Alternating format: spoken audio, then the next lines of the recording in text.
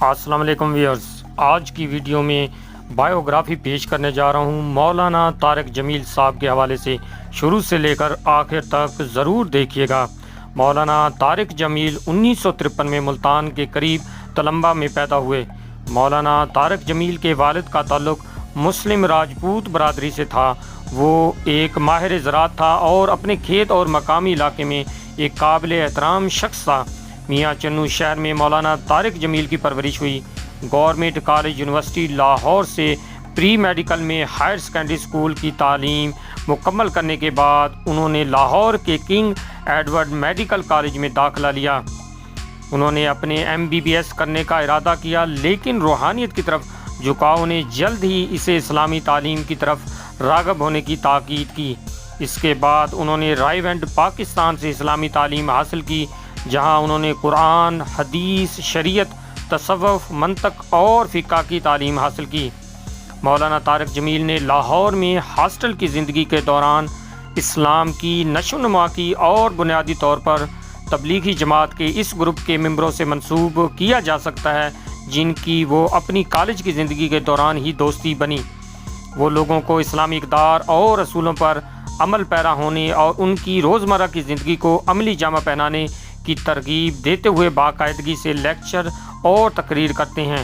وہ غیر سیاسی، عدم تشدد، فرقہ وارانہ اسلام پر زور دیتے ہیں۔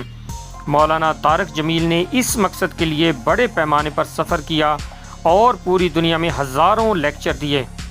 اپنے علم کی پیاس بجھانے کے لیے انہوں نے عربی کو سمجھنے اور روانی سے بولنے کی صلاحیت میں مہارت حاصل کی اور متعدد اسلامی ممالک کا سفر بھی کیا۔ ان کی دلکش ظاہری شکل نے ایک مضبوط آواز اور مذہبی لیکچر دینے کی عمدہ قابلیت کے ساتھ جلد ہی انہیں شہرت کی طرف راغب کر دیا، اور کچھ ہی سالوں میں وہ اردو زبان میں اسلام کے سب سے گہرے اور متاثر کن مبلغین میں شامل ہو گئے۔ اپنے خطبات اور آسان اور معمولی طرز زندگی کی وجہ سے طارق جمیل صاحب پوری دنیا کے مسلمانوں سے احترام کا حکم دیتا ہے۔ اس کے پاس انسانی زندگی اور اس کی تخلیق کے مقصد کی وضاحت کرنے کا ایک آسان، فصاحت اور مخصوص انداز ہے، اور اکثر اس کی دلیل کی تائید کرنے کے لیے سائنسی مثالوں کا استعمال کیا جاتا ہے۔ انہوں نے معاشرے میں ہر قسم کی جماعتوں کو لیکچر دیے ہیں، جن میں حاضرین ڈاکٹر، انجینئر، پروفیسر، تاجر، جاگیردار، سرکاری اہلکار، TV فلمی فنکار، وزراء، سیاستدان اور کھیلوں کی مشہور شخصیات بھی شامل ہیں۔ مولانا طارق جمیل کی انتھک کوششوں سے سعید انور، انضمام الحق، محمد یوسف، ثقلین مشتاق احمد اور سلیم ملک جیسی عظیم ترین پاکستانی کرکٹروں کی زندگی میں حقیقی اسلامی اقدار آئیں۔ بھارتی اداکار عامر خان بھی مولانا طارق جمیل سے متاثر ہیں۔ اسلام کی طرف متاثر کن تحریک کے بعد سے ہی وہ جنید جمشید کا مرکزی نمونہ بھی رہے۔